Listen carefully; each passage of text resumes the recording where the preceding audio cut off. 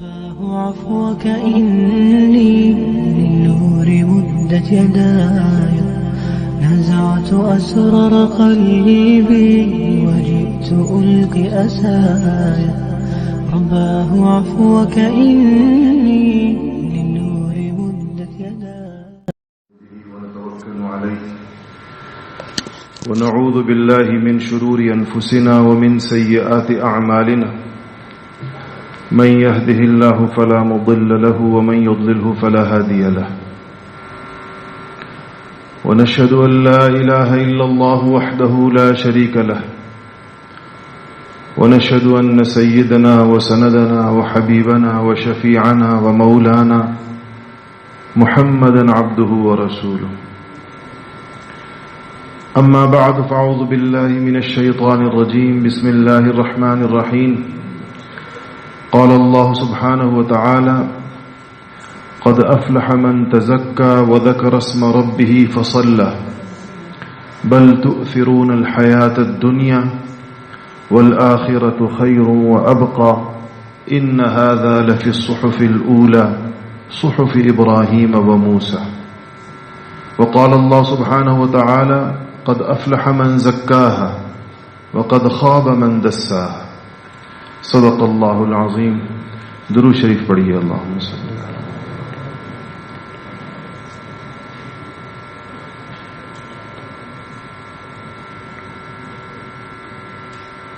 عزیزان گرامی، اللہ سبحانہ و تعالی کا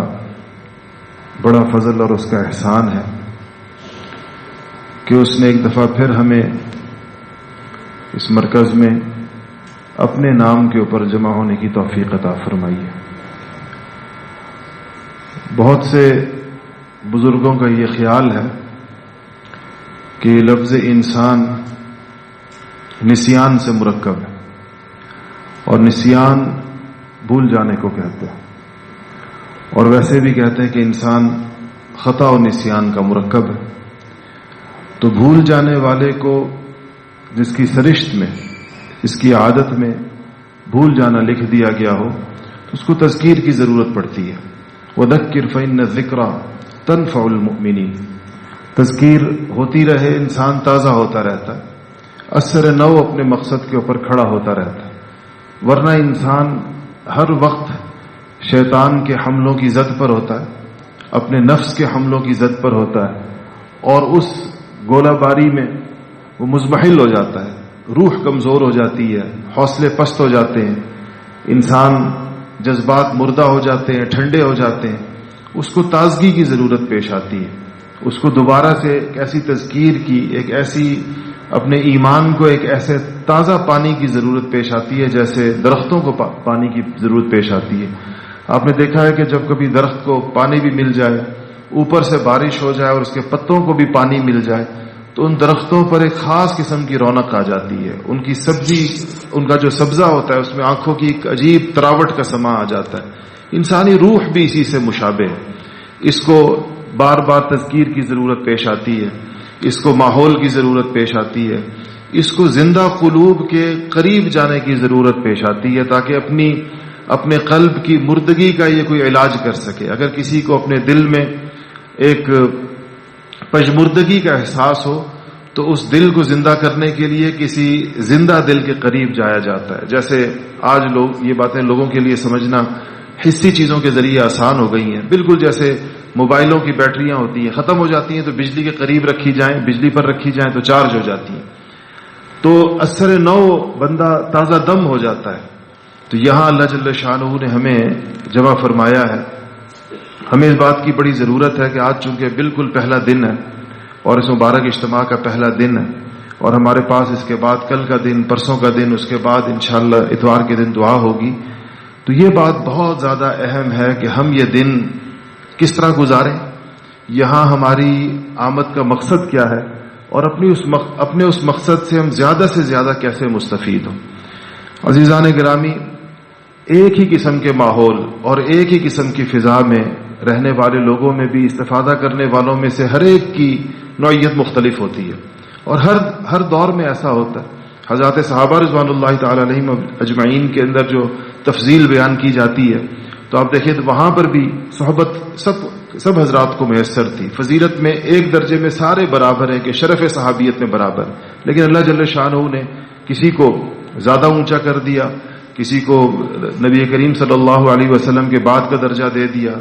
جس اہل سنت والجماعت کہتے ہیں کہ فضیلت کی ترتیب وہی ہے جو خلافت کی ترتیب ہے، پھر عشرہ مبشرہ ہیں، پھر بدری ہیں، احد کے لوگ ہیں، السابقون الاولون ہیں، یہ باقیوں سے افضل ہیں. تو اس طرح ہر دور میں ایک ہی جگہ سے، ایک ہی ماحول سے، ایک جیسے ہدایت کے مواقع ہوتے ہوئے استفادہ کرنے والوں کی نوعیت میں فرق ہوتا ہے. کوئی بہت زیادہ استفادہ کر لیتا ہے، کوئی اپنے وقت سے بہت فائدہ اٹھا لیتا ہے، اپنے وقت کو صحیح معنوں میں قیمتی بنا لیتا ہے، اور کوئی تھوڑا اٹھاتا ہے اپنی اپنی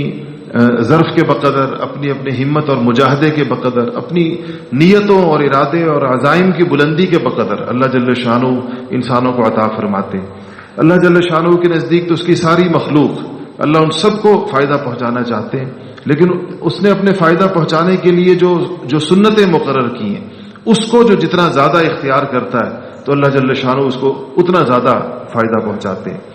اور جو جتنی ان دینی مواقع کی جتنی زیادہ قدردانی کرتا ہے، جس کے سامنے زیادہ اونچے مقاصد ہوتے ہیں، جس کے سامنے زیادہ اونچے عزائم ہوتے ہیں، تو اللہ جل شانہ کی مدد پھر اسی کے بقدر اس کے ساتھ شامل حال ہو جاتی ہے. اس کے ساتھ جس کی محنت اور جس کی کوشش اور زیادہ بڑھ جاتی ہے تو اللہ تعالیٰ کا فضل بھی اس کی طرف زیادہ متوجہ ہو جاتا ہے. اس لیے یہاں ہماری جو آمد ہے اور یہ جو ایک مختصر سا وقت اس وقت چونکہ اجتماع کے لیے ہم لوگ آئے ہیں اور اجتماع کے نام پر یہاں پر جمع ہیں اس وقت، اس لیے اس اجتماع سے زیادہ مستفید ہونا ہمارا اولین مقصد ہے. یہاں جب بھی ساتھی جمع ہوں ہم دیکھیں کہ یہ کئی چیزوں کو ہمیں ہمیشہ پیش نظر رکھنا چاہیے. ایک تو اللہ جل شانہ کا بڑا فضل ہے کہ اس نے ہمیں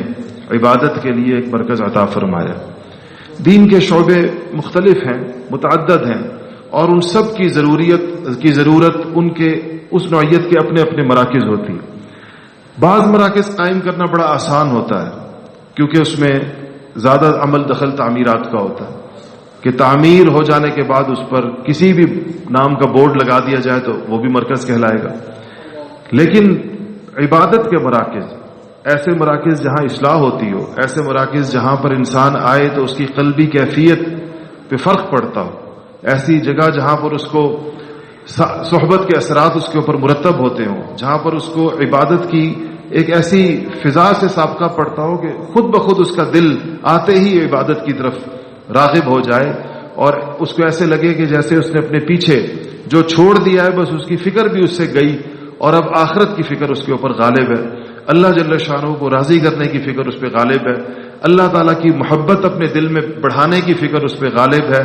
اپنی اصلاح کی فکر اس پہ غالب ہے، نفس اور شیطان سے اپنی جان چھڑانے کی فکر اس پہ غالب ہے، مرنے کے بعد کی زندگی کو درست کرنے کی فکر اس پہ غالب ہے، اپنی قبر، اپنا حشر، برزخ کی زندگی، آخرت کی زندگی، یہ حقائق جو عام زندگی میں ہم سے اجھل ہو جاتے ہیں، پوشیدہ ہو جاتے ہیں، زندگی کے ہنگاموں کے اندر ہم سے دائیں بائیں ہو جاتے ہیں، وہ انسان کے اگر سامنے آ جائیں تو یہ اس کی زندگی کا سب سے قیمتی ترین وقت ہوتا ہے. اس سے زیادہ اچھا وقت کیا ہوگا اور اس سے زیادہ اچھے لمحات کیا ہوں گے کہ اگر انسان کو یہ چیزیں میسر آ جائیں. ہم باوجود اس کے کہ اللہ کا شکر ہے کہ مسلمان ہیں، آخرت کے اوپر عقیدہ رکھتے ہیں، اللہ تعالیٰ سے یرجون لقاء ربہم، اللہ سے ملاقات کا بھی ہمارا عقیدہ ہے اور ہمیں یقین ہے کہ اللہ تعالیٰ سے ملاقات ہوگی، آخرت ہوگی، اور مرنے کے بعد کی زندگی کے تمام مراحل جو قرآن و سنت میں آئے ہیں ہم سب اس کے اوپر یقین رکھتے ہیں. لیکن حقیقت یہ ہے اور ہم سب اس بات کو جانتے ہیں کہ اس اتنی بڑی چیزوں کے لیے جو ہمارے ساتھ آخرت کے اندر پیش آنے والی ہیں، مرنے کے بعد جو زندگی شروع ہونے والی ہے، اس کو ہماری توجہ کا اور اس کو ہمارے اوقات کا اور اس کو ہماری بھاگ دوڑ کا اور ہماری ہمت اور حوصلے کا جتنا حصہ درکار ہوتا ہے ہم اس کا عشر عشیر بھی نہیں دے رہے ہوتے، اس کا 20واں حصہ بھی ہم نہیں دے پا رہے. ہم نے ہماری اور مصروفیات ہمارے اوقات کو نگل رہی ہوتی ہیں، ہماری عمر کو نگل جاتی ہے. ہمارے اپنی پچھلی زندگی کے اوپر انسان مڑ کے دیکھے تو ایسے لگتا ہے جیسے اس کی زندگی کسی چیز نے کھا لی ہو اور ہڑپ کر لی ہو، ایسے اپنی زندگی انسان کو ضائع اور برباد محسوس ہوتی ہے اگر وہ مڑ کر پچھلے سالوں کی طرف دیکھے. اب یہ ہم سب کو اس ابتلا اور آزمائش کا سابقہ ہے. ایسے وقت میں ہماری ضرورت کیا ہوتی ہے؟ جب ہمیں یہ پتا ہو کہ ہم سے زندگی کی قیمتی لمحات اور اوقات اس طرح ضائع ہو رہے ہیں اور ہماری زندگی ہمارے ہاتھوں سے پھسل رہے ہیں اور نکل رہے ہیں، اور ہر گزرتے دن کے ساتھ ہم قبر اور آخرت کی طرف قریب ہو رہے ہیں، اور اتنا بڑا ایک کرنے کا کام تھا جو اللہ جل شانہ نے ہمیں جس کے لیے دنیا کے اندر بھیجا تھا، اس کا حساب کتاب ہونے والا ہے. یعنی ایک ایک عمل کا حساب ہونے والا ہے، جس لیے اللہ نے بھیجا تھا کہ لیبلوکم ایکم احسن عملا، کہ تم میں سے کون بہترین عمل لے کر، احسن عمل لے کر میرے پاس آتا ہے. تو آج اگر ہم اپنی جھولیوں کی طرف نگاہ ڈالیں اور سوچیں کہ احسن عمل میں سے کیا رکھا ہے جو اللہ تعالیٰ کے سامنے پیش کرنا ہوگا، اور جو مر گیا اس کی قیامت قائم ہو گئی، تو اس کی قیامت قائم ہو گئی، اس کے سامنے تو یہ سوال و جواب کھڑے ہو گئے کہ وہ اپنا احسن عمل پیش کرے. ہم جب ان چیزوں کی طرف غور کریں گے تو ہمیں یہ سمجھ میں آئے گا کہ ہماری زندگی کے اندر وہ لمحات سب سے قیمتی ہیں جو ہمیں ہمارے مقصد زندگی کی طرف متوجہ کرتے ہیں.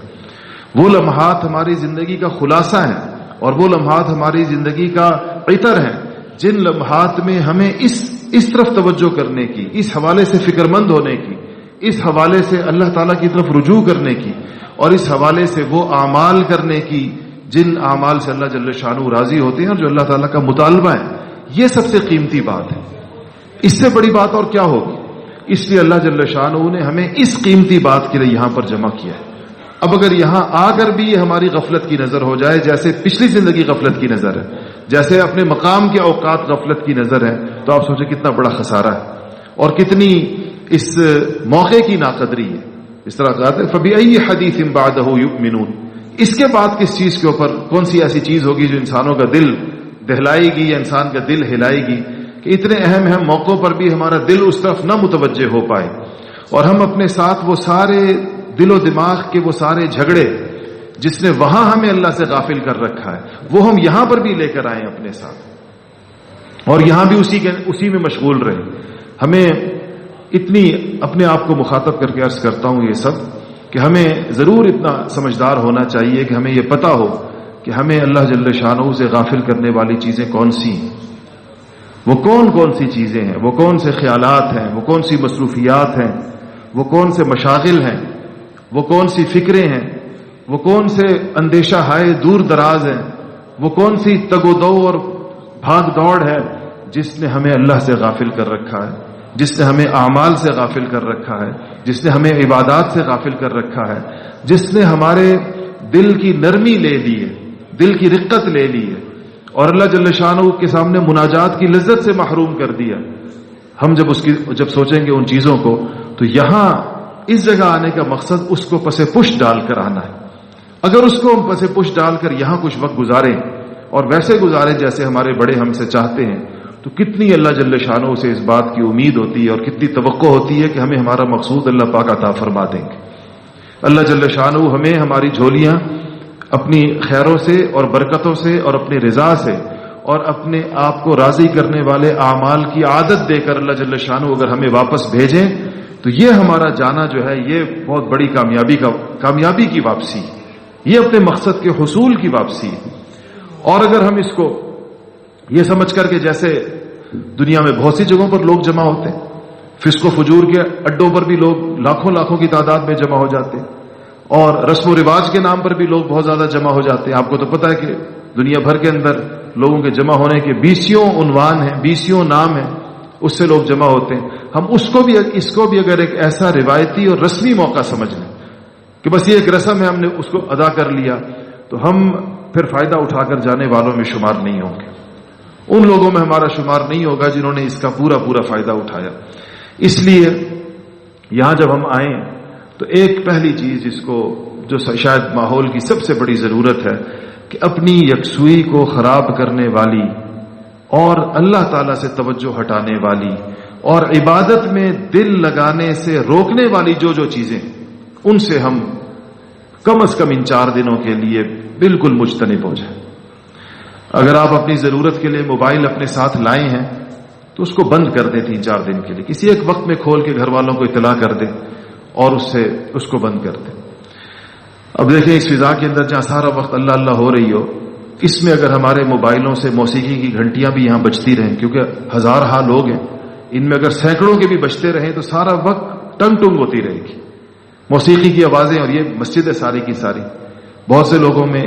لوگ اس میں بے احتیاطی کرتے ہیں. ہمارے انتظامیہ کے ساتھی انشاءاللہ آپ کو اس حوالے سے سمجھاتے رہیں گے، لیکن آپ اس کو سب سے پہلے یہ آپ کو یہاں آ کر بھی یکسو ہونے سے روکنے والی ایک بہت بڑی چیز یہ. دوسری چیز جس کا رمضان کے اندر ہم اہتمام کرتے ہیں الحمدللہ یہاں پر، اور اس کا اہتمام کرنے سے اس کے نتائج اور ثمرات الحمدللہ اب رمضان پورے میں اور خاص طور پر اس کے آخری عشرے میں دیکھتے ہیں، اور وہ اس مرکز کی خصوصیت ہے. ورنہ جہاں پر بھی اتنے لوگ جمع ہو جائیں تو سب سے پہلی چیز جو پیدا ہوتی ہے وہ شور ہے، اور وہ ایک ہڑبونگ ہے، اور وہ ایک ایسا ہنگامہ ہے کہ اس میں کان پڑی آواز سنائی نہیں دیتی. اس سے کہیں کم لوگ کہیں جمع ہو جائیں. ابھی آپ کتنے لوگ یہاں جمع ہیں؟ آپ دیکھیں اللہ کا شکر ہے کہ بالکل آپ سکوت طاری ہے. آپ سے 10 گنا کم لوگ اس وقت دوابہ بازار میں ہوں گے، لیکن آپ دیکھیں وہاں کتنا شور ہوگا. تو اللہ جل شانہ کو بازار سب سے زیادہ ناپسند ہے اور مساجد سب سے زیادہ پسند ہے.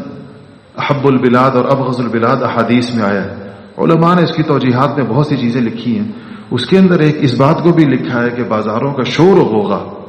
اور بازاروں کے اندر جو گالی اور گلوچ، اور بازاروں کے اندر جو ہر ایک ہنگامہ، اور مساجد کا سکون اور اطمینان اور وہاں کی خاموشی، یہ اللہ جل شانہ کو پسند. اس لیے جس طرح ہم اس کا اہتمام رمضان کے اندر خاموشی کا کرتے ہیں، چونکہ ہر سال ہمارے ہاں الحمدللہ نئے ساتھی بہت بڑی تعداد میں آتے ہیں، اور اجتماع کے پہلے دن وہ منظر ہوتا ہے جو پچھلے اجتماع کے آخری دن ہوتا ہے عام طور پر. تو اس لیے اس بات کی پھر ضرورت پیش آتی ہے کہ پرانے ساتھی جو آتے رہتے ہیں الحمدللہ ہر سال، وہ اپنے نئے مہمانوں کو، نئے ساتھیوں کو اس بات کے اوپر آمادہ کرتے رہا کریں اور قائل کرتے رہا کریں کہ وہ اس میں شور نہ کریں اور وہ اسے باتیں نہ کریں. اور کیونکہ اتنے مجمع میں جب 100 150 200 لوگ بھی یہ کام کرتے ہیں تو ایسے لگتا ہے جیسے سارا مجمع اس سے متاثر ہو رہا ہے، پورا ماحول اس سے متاثر ہو رہا ہے. تو ہم اگر عبادت کے ماحول کو خراب کریں اور ہم عبادت کے ماحول میں رکھنا ڈالیں تو یہ تو نقصان کی بات ہے، کوئی فائدے کی بات ہمارے نہیں. اس سے دوسری چیز یہ ہے کہ ہم اس میں خاموشی کا اہتمام کریں. تیسری بات یہ کہ یہ وقت جس طرح میں نے عرض کیا کہ یہاں آنے کے بعد اگر ہم ان دو چیزوں کا، خاموشی کا اور یکسوئی کا اہتمام کر لیں گے تو اولین چیز جس کی طرف آپ کا دل متوجہ ہوگا، آپ خود محسوس کریں گے، تو وہ عبادت کی طرف ہوگا. دو چیزیں، یہاں کچھ اجتماعی اعمال چلیں گے، یہاں پر ممبر سے بات ہوگی. تو جب اجتماعی عمل کا وقت ہو تو وہ وقت تو ہم پوری یکسوئی کے ساتھ بات سنیں کہ ہمیں سمجھائی کیا بات جا رہی ہے، کہیں کیا بات جا رہی ہے، ہمیں ہمارے فائدے کی کون سی بات سمجھائی جا رہی ہے. اور جب وہ بات ختم ہو جائے تو اس کے بعد جتنا وقت ہوتا ہے وہ اپنی بنیادی ضروریات پوری کرنے کے بعد، یعنی کچھ سونا، کچھ کھانا انسان کی ضرورت ہے، بیت الخلاء میں جانا انسان کی ضرورت ہے، اس کے علاوہ جتنا وقت بچ جاتا ہے وہ عبادت کے لیے ہوتا ہے. اس وقت کے اندر ہماری تسبیحات، ہماری تلاوت، ہماری اذکار، ہمارے جو معمول اپنی دعائیں، ان ساری باقی سارے اوقات اس کے اندر رکھیں. اور یہ اپنے ذہن میں رکھیں کہ جب اتنے سارے لوگ اتنی دور دور سے یہاں جمع ہوں اور وہ واقعی عبادت کے لیے جمع ہوں اور اپنی زندگی کا مقصد سمجھنے کے لیے جمع ہوں، تو یہ ہمیشہ ذہن میں رکھیں کہ اس مجمع کی اللہ جل شانہ کی نگاہ میں کیا حیثیت ہوتی. احادیث میں ذکر کے لیے جمع ہونے والوں کے بارے میں جو حدیثی کتابوں میں کتنی صراحت کے ساتھ وہ احادیث موجود ہیں کہ جب لوگ ذکر کے لیے جمع ہوتے ہیں، قوم کا لفظ آیا حدیث کے اندر کہ جو قوم مجتمع ہو ذکر کرنے کے لیے تو اللہ جل شانہ حفتہم الملائکہ وغشیتہم الرحمہ، کہ جہاں ان کو ملائکہ گھیر لیتے ہیں، اللہ تعالیٰ کی رحمت ان کے اوپر آ جاتی ہے. اور جب روایات میں آتا ہے کہ ملائکہ ان کو اتنا گھیر لیتے ہیں کہ آسمان سمائے دنیا تک فرشتوں کی صفیں لگ جاتی ہیں، تہ در تہ ان کے اوپر آ جاتے ہیں. اور جب وہ مجلس برخاست ہوتی ہے اور ختم ہوتی ہے اور فرشتے جاتے ہیں اور اللہ جل شانہ سے جو ان کا مکالمہ ہوتا ہے، تو اس میں اللہ جل شانہ اپنے بندوں کے اپنے نام پر جمع ہونے پر کس قدر خوشی کا اظہار فرماتے ہیں. فرشتوں کے سامنے اللہ تعالیٰ کیسے خوشی کا اظہار کرتے ہیں اور کیسے وعدے کرتے ہیں ان لوگوں کے بارے میں کہ وہ ان کے اور اپنے جاننے کے باوجود ایک مکالمہ فرماتے ہیں فرشتوں سے. یہ لوگ کس سے جمع ہوئے تھے، یہ کیا مانگ رہے تھے، یہ کس چیز سے پناہ مانگ رہے تھے، یہ کیا چاہتے تھے، کس چیز کو چاہتے تھے اور کس چیز کو نہیں چاہتے تھے. اللہ جل شانہ کے علم میں ساری کی ساری چیزیں وہ خود دیکھ رہا ہے براہ راست. اللہ تعالیٰ فرشتوں کی رپورٹنگ کے محتاج نہیں ہے، پھر بھی اللہ جل شانہ ہم تک یہ باتیں، ہمیں ایک خاص قسم کا، آپ دیکھیں اس مکالمے کو سن کر باوجود اللہ تعالیٰ کی عظمت کو جاننے کے ہمیں ایک خاص قسم کا لطف آتا ہے، ایک اور قسم کا اس کے اوپر یقین بیٹھتا ہے. تو یہ ہمارے لیے ہی ہوتا ہے سارا کچھ. ہمارا دماغ اس کو زیادہ قبول کرتا ہے اس قسم کی بات چیت کو. اس سے اللہ جل شانہ نے جیسے ہمارا دماغ بنایا تو اسی کو بھانے والی چیزیں بھی اللہ پاک نے پھر عطا فرمائی ہیں. تو یہ اس دماغ کو بھاتی ہیں، اس دل کو بھاتی ہیں اس طریقے سے. تو جب لوگ یہ تو اگر کہیں پر بھی کسی محلے کے لوگ بھی جمع ہو جائیں اور وہ ذکر کے لیے جمع ہوں تو یہ حدیث انشاءاللہ اس کا وہ مصداق ہوں گے. جہاں لوگ پوری دنیا سے جمع ہو جائیں اور دور دور سے سفر کر کے آئیں اور کثیر مصارف خرچ کر کے آئیں، ایک بندے کے آنے کے اوپر ہزار روپے لگ جائیں، اور جو باہر سے ان کے آنے کے اوپر لاکھوں روپے لگ جائیں، اور ہزاروں کلومیٹر کا 1,500-2,000 2,000 کلومیٹر کا سفر طے کر کے آئیں، اور ان کے آنے کا مقصد اللہ تعالیٰ کی یاد ہو. آپ کو پتا ہے لفظ ذکر کتنا وسیع مفہوم رکھتا ہے، اور ہر علماء نے لکھا ہے کہ ہر خیر کی بات ذکر کے میں داخل، قرآن خود ذکر میں داخل ہے، دین کی بات ذکر میں داخل ہے. تو اس لیے یہاں آپ کا جتنا وقت ہوتا ہے چاہے بات چل رہی ہو اور آپ بات سن رہے ہو، اگر بات کرنے والا اور بات سننے والا اللہ کے لیے بات کر رہا ہے سن رہا ہے تو یہ بات بھی ذکر ہوتی ہے، اور تلاوت بھی ذکر ہے، اور دعا بھی ذکر ہے، اور تسبیحات بھی ذکر ہیں. تو یہ جب اس کے لیے اتنے لوگ کہیں پر جمع ہو جائیں تو آپ سوچیں اس مجمع کے لیے اللہ جل شانہ کی، اس مجمع کی اللہ کی نگاہوں کے اندر کتنی بڑی حیثیت ہوگی. تو ہم اس کا ایک جز ہوتے ہیں، ہم اس کا ایک رکن ہوتے ہیں. اس لیے جب اس کے اوپر آسمانوں سے رحمتیں نازل ہوتی ہیں، جب اس کو فرشتے گھیر لیتے ہیں تو ہم بھی نیچے موجود ہوتے ہیں اس وقت. یہ استحضار اگر ہمیں ہو جائے یہاں رہتے ہوئے کہ اس وقت ہم بوجہ ذکر کی مجلس میں ہر وقت ہونے کے ہم فرشتوں کے پروں کے نیچے ہیں اور اللہ تعالیٰ کی رحمتوں کے نیچے ہیں، تو آپ سوچیں کہ ہمارے دل کی کیفیت اس وقت کیا، اس استحضار کے ساتھ ہماری کیفیت کیا ہوگی جب یہاں پر ہوں گے. یہ اگر ہمیں اس کا مستقل اس کا ہمیں احساس رہے تو اس احساس کے ساتھ ہم یہاں کا ہر لمحہ گزاریں. اور بات جو یہاں پر ہو ظاہر ہے اجتماع کے اندر خاص طور پر ایک بات سمجھانے کی کوشش کی جاتی ہے، اور مختلف حضرات مختلف اوقات کے اندر بات کریں گے، لیکن اس بات کو آپ پوری توجہ کے ساتھ سنیں. اور جب کوئی بندہ کسی بات کو اس نیت سے سنتا ہے کہ یہ صرف مجھ سے ہو رہی ہے، مجمع میں بات سننے میں بعض اوقات ہم سے کوتاہی ہوتی ہے جو انفرادی گفتگو میں کبھی کبھی نہیں ہوتی. انفرادی گفتگو میں ہم اپنے آپ کو گفتگو کا مخاطب 100% سمجھتے ہیں کہ بات مجھ سے ہو رہی ہے. مجمع میں ہمیں یہ خیال ہوتا ہے کہ بات سب سے ہو رہی ہے، تو میرے شاید دائیں والے سے ہو رہی ہے، بائیں والے سے ہو رہی ہے. اپنے بارے میں خیال کم جاتا ہے انسان کا، اس سے بعض اوقات فائدہ بھی کم ہوتا ہے. اس لیے ہم اس بات میں بس یہ ایک مشق کریں اپنی کہ یہ محسوس کریں کہ یہ بات مجھ سے ہو رہی ہے، میں اس کا مخاطب ہوں، مجھے بتایا جا رہا ہے کہ میرے فائدے کی بات کیا ہے، مجھے بتایا جا رہا ہے کہ میرا فائدہ کس چیز کے اندر ہے، میں کیا کروں تو میری دنیا اور آخرت سنور جائے گی، میں کیا کروں تو اللہ جل شانہ مجھ سے راضی ہو جائیں گے، میں کیا کروں تو میں دین کے اس رستے کے اوپر آ جاؤں گا جس کا اللہ جل شانہ کا مجھ سے مطالبہ ہے. یہ باتیں ہی یہاں پر ہو رہی ہوں گی، آپ کو اس کے علاوہ تو کوئی اور بات نہیں سننے میں ملے گی. جو بھی بات ہوگی وہ اسی دائرے کے گرد ہوگی کہ اللہ جل شانہ ہم سے کیا چاہتے ہیں، ہمیں اللہ جل شانہ نے کس لیے پیدا کیا ہے، زندگی ہمیں کس طرح گزارنی چاہیے، ایک مسلمان کی زندگی کیسی ہونی چاہیے، اسلام کس چیز کا نام ہے، اسلام کا رستہ کون سا رستہ ہے، انبیاء کا رستہ کون سا رستہ ہے، عافیت کا رستہ کون سا رستہ ہے. یہ ساری گفتگو ان چند سوالوں کا ہی جواب ہوتی ہے. آپ اندازہ لگا لیں کہ کسی وقت میں بھی کسی بھی جو بات یہاں پر ہو رہی ہوگی آپ بعد میں اس بات کے سوالات قائم کریں کہ کن سوالوں کا جواب دی تو انہی باتوں کا جواب ہوگا. تو جب یہ بات ہو رہی ہو تو آپ سوچیں کہ اس کا مخاطب ہوتا کون ہے. ہم میں سے ہر شخص فردن انفرادی طور پر اس کا مخاطب ہوتا ہے. یہ ہے کہ اجتماعیت کی اپنی برکات ہوتی ہیں، اگر ہم اس برکت کو حاصل کر لیں تو اس سے ہمارے دل کے اندر اس سے بھی زیادہ طریقے سے بات بیٹھ سکتی ہے جو انفرادی طور پر بیٹھتی. اگر ہم اجتماعیت کی جو برکات ہیں اس کو ضائع نہ ہونے دیں تو ہمارے دائیں بائیں ایسے لوگ ہوتے ہیں جن کے اوپر اللہ تعالیٰ کی رحمت زیادہ متوجہ ہوتی ہے، اور جو زیادہ ذاکر ہوتے ہیں، جن کے دل زیادہ زندہ ہوتے ہیں، ان کا فائدہ بھی ہمیں پہنچ رہا ہوتا ہے. وہ اضافی فائدہ ہے جو کہ ہم اس ماحول کے اندر اٹھا رہے ہوتے ہیں. تو یہ ایک تو یہ کہ اجتماعی بات ہوگی، اس بات کو سننے کے لیے پہلے دن سے آپ وہ مجمع یہ بڑا قیمتی ہوتا ہے، آپ لوگ جو ماشاءاللہ ابتدا سے شروع آتے ہیں، کسی بھی عمل کو آغاز سے لے کر اختتام تک پہنچانا برکت کا باعث ہوتا ہے، شروع سے اس کے اندر شریک ہونا، اور شروع سے آ جانے سے انسان زیادہ متوجہ ہو جاتا ہے، جتنا پہلے آتا ہے اتنا زیادہ متوجہ ہو جاتا ہے۔ جیسے علماء نے یہ سنت غیر موقدہ اور تحیت المسجد وغیرہ کی جو توجیحات بیان فرمائی ہیں، اس میں سے ایک وجہ یہ بھی بیان فرمائی ہے کہ یہ فرائض کے لیے انسان کو زیادہ تیار کرتی ہیں۔ ایک آدمی بھاگتا بھاگتا فرض میں آ کے شریک ہو اس کی کیفیت میں، اور ایک آدمی جو پہلے سے مسجد کے اندر بیٹھا ہوتا ہے اور کچھ نماز کا کچھ حصہ نوافل کا فرض سے پہلے پڑھ لیتا ہے، اس کے فرائض میں اور طرح کی تقویت آتی ہے۔ یہ اتنا قیمتی چیز ہے کہ انتظار صلاۃ کو بھی صلاۃ کے برابر ثواب قرار دیا گیا۔ احادیث نبی کریم صلی اللہ علیہ وسلم نے فرمایا کہ جو بندہ نماز کے انتظار کے اندر مسجد میں بیٹھا ہوتا ہے وہ ایسا ہی ہے کہ جیسے وہ نماز پڑھ رہا ہے، نماز میں شامل ہے۔ تو دینی اعمال میں اس بات کا بڑا اعتبار ہوتا ہے کہ آپ اس کو کس کیفیت کے ساتھ اس کا استقبال کرتے ہیں، کس کیفیت کے ساتھ اس کا آغاز کرتے ہیں۔ تو آپ لوگ اس اعتبار سے مبارک ہیں کہ آپ حضرات شروع سے آ کر شریک ہیں، پہلے وقت سے آ کر شریک ہیں۔ اس لیے چونکہ اب آپ کا ہمارا آغاز ہو رہا ہے اور آج سے ابھی سے اس کا اثر کے وقت سے اس کا شروع ہوا ہے،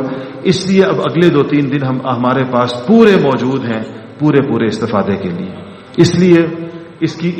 کی ہم نیت کر لیں کہ ایک تو ہم بیانات کو اہتمام سے سنیں گے اور عمل کی نیت سے سنیں گے، اور اس نیت سے بھی سنیں گے ایک اور نیت اگر شامل کر لی جائے تو بیان کا فائدہ 2 چند ہو جاتا ہے، وہ یہ کہ ہم جو خیر کی بات سنیں گے وہ ہم آگے پہنچائیں گے، آگے کریں گے۔ جب بھی میں نے اپنے ساتھیوں سے عرض کرتا ہوں، آپ طالب علموں کے اندر دیکھیں کہ طالب علموں میں جو علماء تشریف فرمائیں وہ جانتے ہیں کہ کون سا طالب علم سبق سے سب سے زیادہ فائدہ اٹھاتا ہے، وہ طالب علم جو اپنے ساتھیوں کو تکرار کراتا ہے۔ تکرار کرانے والا اتنے غور سے استاد کو سنتا ہے کیونکہ اس کو پتا ہوتا ہے کہ ادھر استاد کا سبق ختم ہوا، پھر میں نے یہ سبق دہرانا ہے اپنے ساتھیوں کے سامنے۔ اس کے سننے کی نوعیت ہی اور ہوتی ہے۔ باقی لوگ پھر ذرا مطمئن ہوتے ہیں، بعض تو یہ سوچتے ہیں چلو جو استاد نے جتنا کر دیا اس سے سمجھ میں آگے باقی تکرار والے سے سمجھ لیں گے، اس طرح سبق پورا ہو جائے گا۔ تو اس لیے بیانات میں بھی یہ دعوت ہے، آپ لوگ سارے کے سارے داعی ہیں، اللہ تعالیٰ کی طرف بلانے والے ہیں، داعی اللہ ہے۔ تو آپ یہاں جو دعوت سنیں اگر اس نیت سے اس کو سنیں کہ مجھے واپس جا کر اپنے مقام پر، اپنے حلقے میں، اپنے دفتر میں، اپنے بازار میں، اپنی مسجد میں، اپنے محلے میں، اپنے گھر میں جو ہمارا حلقہ ہے جس کے اوپر اللہ نے ہم کو راعی بنایا، کلکم راعٍ وکلکم مسئول، تو ہم جس کے راعی جس کے مسئول ہیں وہاں جا کر ہم ان باتوں کو دہرائیں گے، ان باتوں کو بتائیں گے کہ ہم کیا سن کر آئیں، تو آپ کے سننے کی توجہ میں بدرجہ اضافہ ہو جائے گا، بہت غیر معمولی اچھے طریقے سے آپ سنیں گے۔ تو ایک تو ہم اس کا اہتمام سننے میں اس چیز کا اہتمام کریں کہ عمل کی نیت ہو کہ جو سن رہے عمل کے لیے سن رہے، اور توجہ ہو،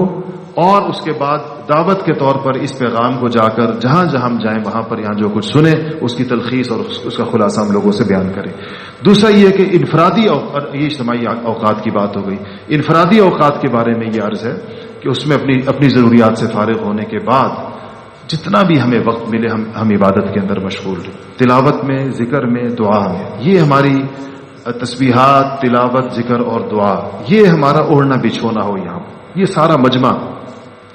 3 دن اس طرح کے گزار لے،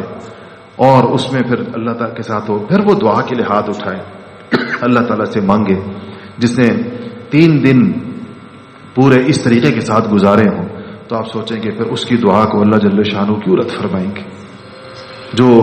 اتنا اللہ کو راضی کرنے والے کاموں کے بعد پھر دعا مانگے اللہ تعالیٰ سے، اور اس دعا کے اندر بھی اللہ سے ہدایت مانگ رہا ہے، اللہ تعالیٰ کی محبت مانگ رہا ہے، اصلاح مانگ رہا ہے، اللہ کو راضی کرنے